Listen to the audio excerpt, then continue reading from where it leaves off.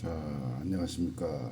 아침에 시간이 돼서 여기까지는 이론으로 말로 우스갯소리로 떼어도 될 것 같아서 지금 제가 진행을 다시 한번 하게 됐습니다. 편 살림손길 키네지올로지의 진화. 이게 저장이 30일까지 되니까요. 천천히 쭉 보시고 아니면 다운로드 받아서 보셔도 되고요. 뭐 아침에 이렇게 한 이유는 고맙게도 후원금이 들어와가지고 그렇습니다. 자, 그럼 살림손길 책 있으시면 피시고 살림손길 키네지올로지 진화 페이지로는 이제 3페이지입니다. 이게 전까지는 서문, 서론 이런 거 하면서 살림손길의 그 철학과 그리고 살림손길을 왜 해야 되는지 뭐 이런 것들을 좀 얘기를 했죠. 그러면서 일반인도 쓸 수 있게 하는 예방의학, 나의 몸의 어떤 분석 내지 진찰, 진단 뭐 이 정도. 그 다음에는 이제 그런 것들이 이제 철학적인 게 머릿속에서 그래서 이걸 해야 되는구나. 특히 우리 같은 관리하시는 분들 아니면은 치료하시는 분들 물리치료사 뭐 그렇죠. 뭐 이런 분들이 건강 관리 업종에 속하는 분들이 꼭 해야 되는 이유나 철학 그리고 이해 뭐 이런 것들. 이제는 이론입니다. 이론인데 얘가 이제 어떻게 진화됐느냐 한번 쭉 읽으면서 한번 볼게요. 살림손길 키네지올로지의 건강에 대한 접근법은 특히 한의학, 침술의 에너지 모형과 효과적인 대인 의사소통의 일반인 훈련 및 카이로프락틱 생기론과 같은 다양한 전인적 전통으로 나왔다. 뭐 이렇게 돼 있습니다. 여기서 뭐 해석할 필요는 없을 것 같고 뭐 그냥 그 카이로프락틱하고 한의학을 절묘하게 그 접속시켰다. 근데 이제 거기서 이제 금반응 검사라는 어떤 독특한 분석법, 진단법 때문에 생성된 이론이겠죠. 생기론 전통은 한의학에 포함되어 있는 에너지 모형과 유사하다. 이 개념에서는 생명력이 균형을 이루어 흐르면 이 생명력이 양생, 즉 삶이라는 경험 속에서 한 사람이 완전하고도 건강하게 가능한 것을 자연스럽게 가능하게 한다고 본다. 살아가면서 이제 우여곡절도 있고 하면서 거기서 그 경험을 통해 실패와 그 발전을 통해서 경험을 통해서 나의 건강 상태를 스스로 수정 보완할 수 있다. 뭐 이런 거겠죠. 근데 이제 불평감과 통증 및 질병은 그 사람의 생명 에너지 곧 생명력의 불균형이나 봉쇄로 인한 증상으로 생각된다. 생명 에너지라든지 생명력의 불균형이 뭔가 엉켜 있다, 꼬여 있다 이런 얘기겠죠. 그것 때문에 불편함, 통증, 질환이 생긴다. 뭐 여기서 이제 다음 챕터가 바이러스나 세균과 같은 특정한 질병인자들도 사람이 경험하는 특정 증상을 일으킬 수 있어요. 근데 전인적인 접근법은 한 사람의 전체와 그 생명 에너지를 다루어 자연치유 체계가 효과적으로 기능할 수 있도록 한다. 이게 무슨 얘기냐면 병은 널려 있어. 병은 널려 있는데 그 바이러스라든지 세균은 널려 있지만 그것이 안 걸리게끔 할 수 있는 게 우리 몸에는 다 내재돼 있다 이거죠. 들어오면 방어할 수 있는 방어 기제가 있다는 얘기겠죠. 삶에서 만나게 되는 대부분의 질병에 대해 그 사람의 삶과 에너지 조화시키는 전인적인 접근법은 가장 강력하고도 안전한 치유법이다. 반복되는 얘기죠. 바깥은 이불 밖은 위험해 뭐 이런 것처럼 그 위험 요소 리스크는 항상 있지만 그거를 대비하고 예방하고 대응할 수 있는 시스템은 있다는 거죠. 그것이 어떤 경험에 의해서 감기가 한번 걸리게 되면 내성이 생긴 것처럼 그것이 여러 측면에서 구조적인 측면, 화학적인 측면, 정신적인 측면, 뭐 에너지와 정보적인 측면에서 그 잘 학습돼 있는 몸이라면은 이불 밖이 위험할 이유가 없다. 뭐 이런 얘기겠죠. 뭐 기도와 명상, 운동이나 균형 잡힌 식사와 긍정적인 생각은 몸과 마음과 영혼을 최적의 건강에 이르도록 하려는 인류 탐험을 지지하는 강력한 도구가 되고 있다. 뭐 말이 좀 길고 어렵지만 어쨌든 구조, 화학, 정신, 에너지, 정보 이런 것들이 잘 학습돼 있고 장착돼 있다 그러면은 삶을 진행하는데 행복한 더 나은 삶을 진행시킬 수 있다 이런 얘기입니다. 그러나 간혹 특히 갑작스러운 급성 상태의 경우 손상이나 몸 안의 미생물의 불균형이나 화학물질의 불균형 또는 순환의 불균형으로 인해 사망이나 심각한 손상을 임박하기도 한다. 말 그대로죠. 갑자기 오는 어떤 것들, 뭐 교통사고, 발목을 삔다든지 넘어진다든지, 그 감정적인 측면에서 상대편하고 뭐가 안 맞아서 싸운다든지, 아니면은 누구 때문이 아니라 어떤 상황에 대해서 상당히 마음이 상한다든지, 뭐 이런 것들까지 포함합니다. 그것들이 신체 불균형을 초래하게 되는 원인이 된다 이거죠. 그러니까 케미칼적으로는 바이러스라든지 세균, 그리고 신체 활동에서는 넘어진다든지 사건 그런 것들이 아주 심각한 일을 당하게 하는 단초를 제공한다. 자, 생체의학이 발달함에 따라 고혈압 같은 특정한 증상을 포함하는 일련의 증상들로 이루어진 집합, 질병이나 증후군이라고 불린다. 를 다스리는 데 이용할 수 있는 강력한 약물, 수술 및 기타 치료가 생겨났다. 그러나 이런 치료법의 엄청난 힘은 신체의 생물학적 기능에 극적 변화시키기 때문에 뒤집어 엎는다는 소리죠, 한마디로. 전 시간에도 얘기했듯이 통증이 있다 그러면 통증을 억누러 버리는 거야. 통증이 왜 생겼는지를 생각 안 하고 통증을 억누러 버리면은 생긴 원인은 아직도 발현되고 있다는 얘기죠.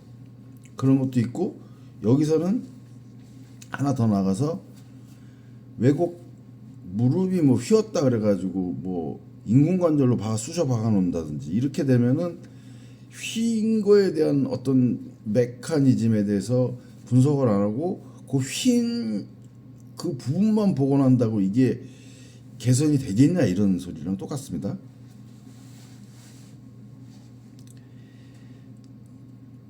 심지어는 진짜 정확하게 이용했다고 쳐도 상해나 부정적인 부작용 같은 심각한 위험이 일으킬 수 있다는 거예요.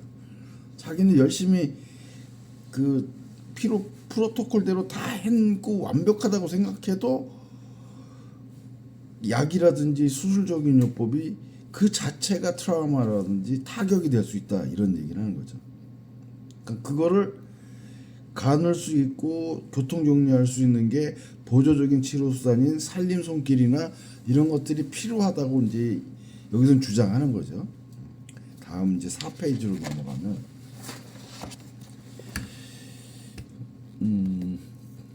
카이로프락틱에 대한 얘기가 쭉 나와 있고요. 질병의 증상이 환자에 대한 중요한 정보를 준다 하더라도 질병에 대해서만 중점을 둬서는 안 된다 이거죠. 전체적인 측면을 내서 그 몸이 왜 거기에 문제점이 있게 하는지를 허락했는지를 왜 방관하고 있는지를 찾아내야 된다는 소리죠. 그걸 여기서 이제 whole person, 온 사람이라고 번역했는데 whole body, whole person 이렇게 얘기하죠. 전인적인 전체적인 사람, 그래서 whole person이라고 그러고 whole body 이러면 전체적인 몸을 봐야 된다는 거죠. 자, 척추는 신경계통의 핵심. 그러니까 이제 카이로프락틱 얘기한 거죠. 그래서 이제 어떻게 보면은 중간계죠.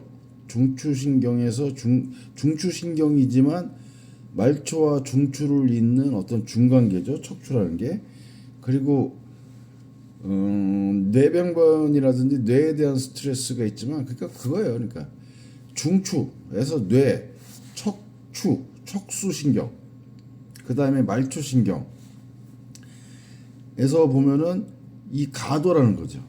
중추 그 척수신경이라는 게 거기가 1차적인 타겟팅, 그러니까 이제 카이로프락틱 개념에서는 그렇죠. 뇌도 뇌병변이 있어서 몸을 망가뜨릴 수도 있고 말단신경이나 말초 조직들 때문에 문제가 일으킬 수 있지만 여기서는 그걸 양측을 컨트롤할 수 있는 조직으로는 척수신경으로 본 거죠. 그래서 바른 자세만 하더라도 건강해진다. 뭐 이런 개념이 나오는 게 그겁니다. 그러니까 양쪽 소통을 원활하게만 해주면은 건강한 몸을 유지할 수 있다. 이게 이제 이 사람들의 적이죠.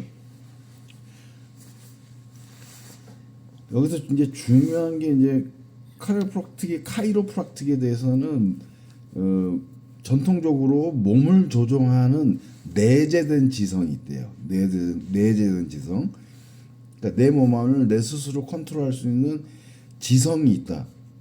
내재된 지성. 뭐라 그래? 뭐 지혜, 내 지성, 뭐 나를 스스로 컨트롤할 수 있는 어떤 것들, 자가치유 능력, 뭐 여러 가지로 설명드릴 게 있겠죠. 근데 이 내재된 지성은 우주적 지성과 연결돼 있다고 보는 거예요. 그러니까 뭐 인내천 뭐 이런 얘기 하잖아요. 뭐 그런 것처럼 사람 안에 하늘이 있다. 뭐 이런 것처럼 천의 기운을 사람 몸이 담았다. 뭐 이런 개념입니다. 그래서 그것이 이제 여기서 이제 또 조금 더 진행을 시킨 게 연결돼 있다고 보는 거예요. 우주적인 지성과 내재 인간 각각의 내재되어 있는 지성이 연결되어 있다. 그래서 그거를 원활하게 할 수 있는 어떤 기법들이 있다. 이렇게 보는 거죠. 그래서 우리가 그 전문가 과정 같은 데서 보면은 제가 이제 아스트롤로지 점성학이라든지 서양에서는 점성학, 동양에서는 그 뭐 이제 그걸 뭐 태을 삼식이라 그럽니까? 김운동갑 그리고 그 육임 그리고 뭐 천 무슨 어쩌고 저쩌고가 있는데 그런 것도 한 번씩은 이제 거들어 봐야 된다. 뭐 이런 개념입니다. 19세기 말려 자기 치료사였던 디디 팔머는 척추뼈의 가시돌기 스피너스 프로세스죠. 극돌기죠. 극돌기. 가로돌기 트랜스퍼스 프로세스. 그 횡돌기라 그러죠. 그를 지렛돌을 이용하여 자세 교정을 하고 척추를 바로잡음으로 해서 카이로프락틱을 재발견했다 그러네요. 그러니까 팔머가 창시자는 아닌가 봐요. 재발견했다 이런 걸 봐서는 그러니까 뭐 이쪽 개념에서 보면은 여기 역사적으로 보면은 전골 의사들 있잖아요. 전골 의사들. orthopedic medicine 그렇게 부르나? 하여간 정형외과 의사, 정형이 아니라 정골 의사들이 있어요. 그 뭐라 그러지? 하여간 CST라든지 비세라라든지 이런 것들을. 근데 여기서 이제 중요하게 생각하는 사람 중에서는 이제 닥터 베넷이라는 사람이 있고, 이제 반사점을 만든 사람입니다. 림프 반사점, 혈관 반사점, 나중에 나올 얘기지만 신경 혈관 반사점, 신경 림프 반사점, 이런 거를 정리한 분이 베넷이라는 사람이고, 닥터 드자넷은 이제 알다시피 그 조지 구다트 할아버지랑 친구라 그랬죠. SOT 블록 세이크로 오시피탈 테크닉, 그러니까 척추 후두 기법을 정립한 사람이죠. 어마어마한 사람들입니다. 그러니까 피부의, 그러니까 말단의 피부의 특정한 구역을 깊은 마사지, 딥 마사지나 가벼운 접촉, 라이트 터치를 활성화시키면 직접 뼈의 작업을 하지 않고도 근육으로서 뼈를 움직일 수 있다고 증명을 했다 이거죠. 물론 그렇게 문지르고 터치하고 한 다음에 운동이라는 개념을 시킨다든지 자기 스스로가 움직임을 통해서 어저스트먼트, 그러니까 우두둑 하고 들어갈 수도 있고 슬라이트하게 들어갈 수도 있고 하는 거를 발견한 사람들이다 이거죠. 그러니까 뭐 천재들이죠. 뭐 어쨌든. 자, 그래서 페이지 4페이지가 끝났고요. 이제 5페이지가 나왔습니다. 아주 중요한 거. 이게 제일 중요한 거. 이게 맞섬근 이론이라는 게 있는데 아주 중요한 거. 구다트 할아버지가 이제 본 것 중에서는 당연한 얘기인데, 척추뼈가 흐트러지든지 어떤 근골격계가 흐트러지는 쪽에 근육 경련, 그러니까 뭉쳐있는 놈이 문제인 줄 알았는데 알고 봤더니만 그거하고 맞서 있는 약해진 쪽이 문제더라 이거예요. 예를 들어서 이게 있다 그러면은 요쪽에도 근육이 붙어 있고 요쪽에도 근육이 붙어서 얘가 요 상태를 유지한단 말이에요. 근데 예전 같은 경우는 구다트 할아버지 전까지는 여기가 경직돼 가지고 이렇게 뼈가 돌아가는 줄 알았는데 그게 아니라 얘는 정상인데 얘가 약해지면서 이렇게 기울어지더라 이거예요. 그 프로테지가 더 많다는 겁니다. 80에서 뭐 90% 정도까지가 그런 케이스다 이거예요. 그래서 이 기준으로 봤을 적에 여기가 긴장되어 있는 것처럼 보이지만 여기가 약해짐으로 생긴 거기 때문에, 물론 통증이 여기서 나타난다면 여기도 완화를 시켜야 되겠지만 여기에 대한 그 처치를 안 하고는 이 자세가 이렇게 되는데 복원시키는데 상당히 불편하다는 얘기입니다. 자, 다시 이렇게 돌아가는데 통증은 단축된 것처럼 보이는 이쪽에 나타날 수도 있고 이쪽이 연약해져 있는 이쪽에 나타날 수도 있어요. 근데 이 메커니즘은 여기가 긴장된 게 아니라 여기에 대한 약해짐으로 해서 이런 모형이 됐다는 거죠. 그러니까 이렇게 시키려 그러면은 물론 여기도 해야 되겠지만 여기에 대한 게 더 중요하다고 얘기하는 게 맞선근 이론입니다. 물론 거기도 긴장돼 있다 그러면은 긴장된 것도 완화시키긴 해야 된다는 겁니다. 맞선근 이론이 아주 중요하다. 그것 때문에 메커니즘이 다 바뀝니다. 이제 나중에는 메커니즘이 싹 바뀌는데 그 이론, 맞선근 이론 때문에 생기는 거다 이렇게 보시면 됩니다. 자, 그 다음에 페이지 6페이지 근육 검사와 접촉 반사. 그래서 구다트 박사는 침술의 경락을 비롯한 다양한 반사를 이용하여 근육 반응의 변화를 관찰하였다. 그는 곧 접촉 반사를 맨손 근육 검사와 통합하였다. 위약근을 찾아서 그 위약근이 어디를 접촉하게 되면은 위약근 자체가 정상으로 돌아온다는 걸 찾아낸 거죠. 또한 근육 검사를 경락의 에너지 흐름과 균형에 대해서 생대먹임으로 이용하기 시작했다.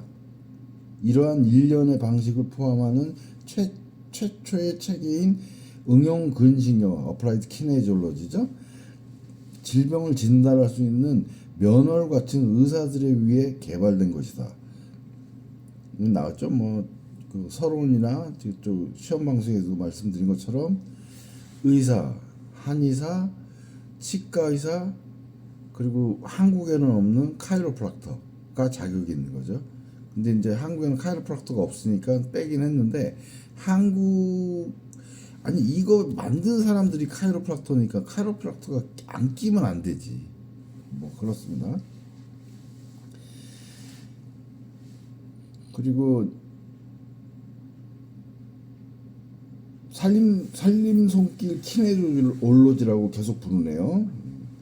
그러면서 자세와 에너지 수행과 균형 잡기. 항상 얘네들이 얘기하는 거는 치료나 교정이나 관리나 이런 얘기 안 하고 꼭 살림 손길은 균형 잡기라고 꼭 표현을 합니다. 그래서 이제 또 교육, 자격, 자기 책임 이런 것도 얘기하는데요. 살림 손길은 어떤 보건의료 분야도 대체하지 않으면서 사람들이 자신의 양생을 기를 수 있는 힘을 길러준다. 그러니까 서로 해주면 된다 이거죠. 서로. 근데 그거를 의료적인 기법으로 하는 게 아니라 터치, 딥 마사지 앤 터치, 두드리기 요 정도로, 아니면은 땡기고 밀기, 이 정도로 몸을 균형 잡기를 통해서 얼추 다 개선될 수 있다. 근데 그 한도를 넘어선 사람은 꼭 병원을 가든지 그 전문 의사 내지 전문 카이로프락터, 전문 한의사한테 꼭 가기를 보내야 된다. 이게 이제 이 사람들의 그 어떤 모토입니다. 근데 사실은 그걸 넘어서서 할 수도 있는데 그걸 너무 오지랖을 넘겨버리면은 안 된다는 거죠.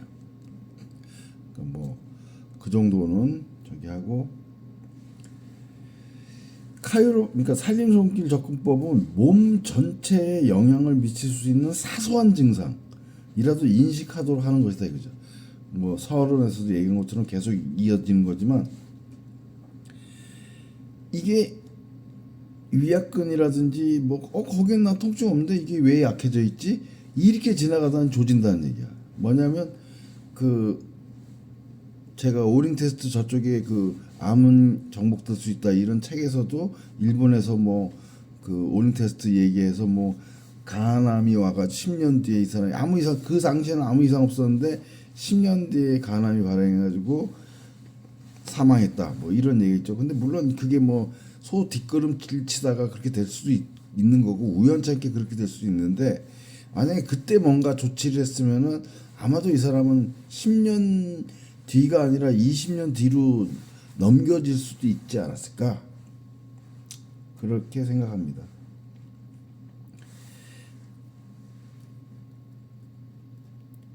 자, 이게 뭐냐면 사소한 증상이 있다 그러면은 그게 몸 전체의 어떤 균형에 어그러짐이 일어날 수 있다 이렇게 보는데요. 예를 들자면 그거예요. 나는 괜찮은데 가족 중에 한 명이 무슨 일이 생긴다 그러면은 그 가족들은 다 스트레스를 받는다 이거야. 그 가족들은 그렇잖아요. 집에 누가 아프기를 한다든지 아니면 사건 사고가 있다. 내 자녀가 누가 싸움에 휘둘렸다. 그러면 나도 영향 받잖아요. 짜증나고 이렇게 해야 될 거 아니야. 누가 또 다쳤다 그러면 또 짜증나고, 짜증나는 게 아니라 빨리 어떻게 해결해야 되겠다. 이런 것처럼 내 몸속에 내가 아닌 가족들이 있다고 생각해봐요. 근데 이게 위약해. 그러면 이게 나라는 거에 대해서 뭔가 영향을 미치고 있지 않을까, 이런 얘기입니다. 자, 그렇게 해서 페이지 7번 보면은 보기에서 보면은 만일 왼쪽 엉덩이 근육이 쇠약 때문에 대응하는 오른쪽 엉덩이 근육 하나가 긴장되어 있다고 하면은 오른쪽 엉덩이는 움직임을 제한하는 긴장 때문에 우세해진다, 강해진다는 거죠. 이는 발로 다른 긴장을 가하게 되며 발이 서로 다른 위치에 있게 되면 다른 근육에도 긴장이 영향을 미친다 이거야. 이로 인해 전반적인 자세가 바뀌면서 몸속에 있는 장기도 위치에 영향을 미치게 된다 이거죠. 그러니까 이게 꼬리에 꼬리를 무는 거야, 한마디로. 뭐가 하나만 살짝 틀어져도 그것이 연쇄 반응을 일으킨다 이 얘기죠. 그러면은 아주 이제 뭐 그 눈덩이 불어나듯이 이제는 어디까지 가냐면은 각장기의 소통과 순환에도 영향을 미치면서 분비와 호르몬 기능에도 변화를 일으키게 된다 이거. 그러면 또 그게 또 스트레스로 작용하면서 화학적 심리적 균형도 깨져버린다 이거. 그러면서 인체 내에 있는 세포 하나하나가 스트레스를 받는다 이거죠. 그걸 다르다 뭐 이렇게 얘기하면 안 된다 이거죠, 한마디로. 그러니까 하나하나 놓치지 말고 완전한 상태로 항상 유지시킬 수 있게 항상 뭐 최소한 뭐 일주일에 한 번씩은 내 몸을 컨트롤할 수 있는, 아니면 내 몸을 테스트할 수 있는 그런 것들이 필요하다 이렇게 보시면 됩니다. 근데 저도 잘 안 해요. 저도 잘 못해 사실은. 하지만 원칙적으로는 그렇게 한다 보면 됩니다. 살림손길은 혈관계통과 림프계통을 포함한 특정한 기관계와 경락의 특정한 근육을 연결시킨다. 이건 이제 근거라 그랬죠. 장기,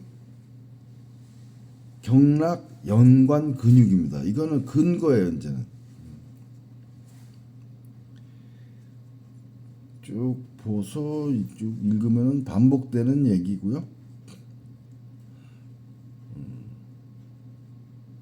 근데 이제 여기서 그 살림손길을 설명하다 보면 약간의 생체의학 용어와 질병명을 사용하고 있지만, 질병을 진단하거나 치료하는 데 이용되고 있다거나 혹은 비공식적으로 집에서나 전문적인 진료에서 살림손길이 이용하는데 병약과 진단을 필요한 뜻은 아니다. 뭐 얘기하면서 의사들도 정해진 질병을 치료를 노력할 때에 질병이 발전하는 방식과 이것이 한 개인의 삶에 의미하는 바가 사람마다 다르다는 것을 안다.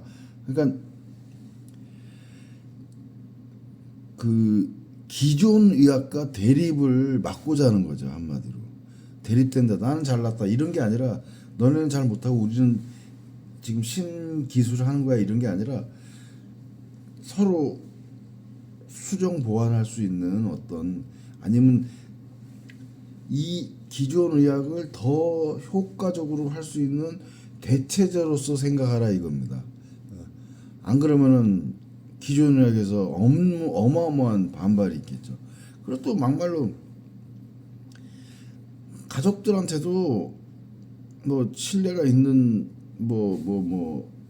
사람이면은, 그게 아들이 됐던 남편이 됐던 아빠가 됐던 그런 사람들이 살림손길을 한다고 했을 적에 서로가 신뢰가 있으면 그런데, 대체적으로 가족하고는 좀 힘들긴 하더라고요.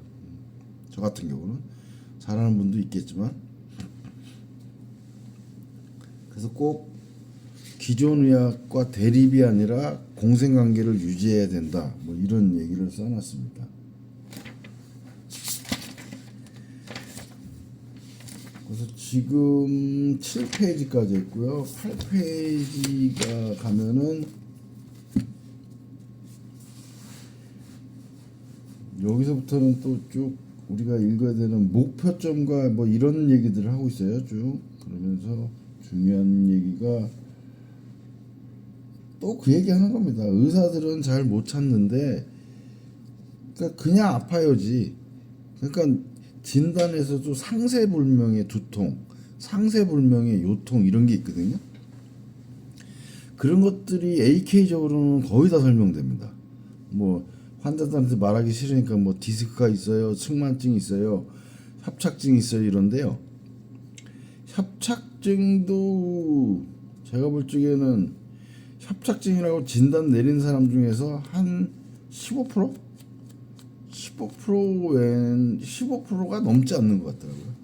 다들 그 말단의 어떤 그 말단의 그 내재신경들, 그러니까 근육 내 신경들, 경락하고 연관돼 있는 어떤 센서리 감각기들, 말단 감각기들이 연동해서 그러는 거지, 척수신경에서 내려온 신경 때문에 측만증이 생기는 경우가 거의 없더라고요. 뭐 그런 얘기를 하는 겁니다. 쭉 읽어보면 그런 얘기고요. 8페이지는 9페이지를 보면은 이제 좀 중간 박스에서 보면은 산림손길 시술자가 그 전인적인 에너지 보용을 완전히 이해하고 양생의 보조와 자기 책임이라는 안전한 범주를 지킨다면, 아까 얘기한 것처럼 나는 내가 의사고 내가 모든 것 이 사람을 내가 컨트롤해야 할 수 있다. 뭐 약하고 그 가벼운 처치 내지 시술까지 할 수 있다고 이렇게 생각하면 안 된다는 거죠. 뭐 근데 이게 살림손길을 하는 분이 의사, 한의사, 치과 의사 이런 거면 돼요. 근데 우리는 그쪽 그 영역이 아니기 때문에 그렇게 하면 안 된다는 얘기죠. 뭐 갑자기 긴급한 경우나 의학적 가치가 필요한 경우에는 구급 훈련을 좀 해둬야 된다는 것도 있고, 그리고 보건 의료 수단에, 그러니까 일반 보조의 역할을 맡고 있다면 상식과 다른 보건 의료 수단에 의지를 해야 된다, 이런 소리입니다.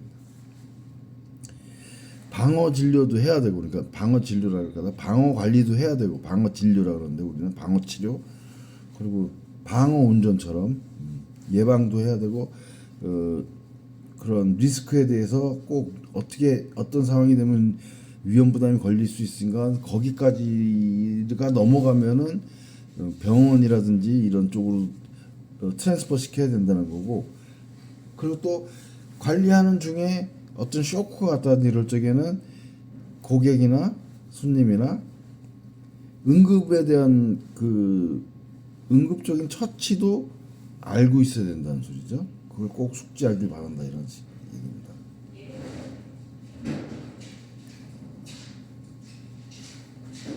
자, 오늘은 이 정도까지 하고 또 다음에 만나 뵙도록 하겠습니다. 수고하셨습니다.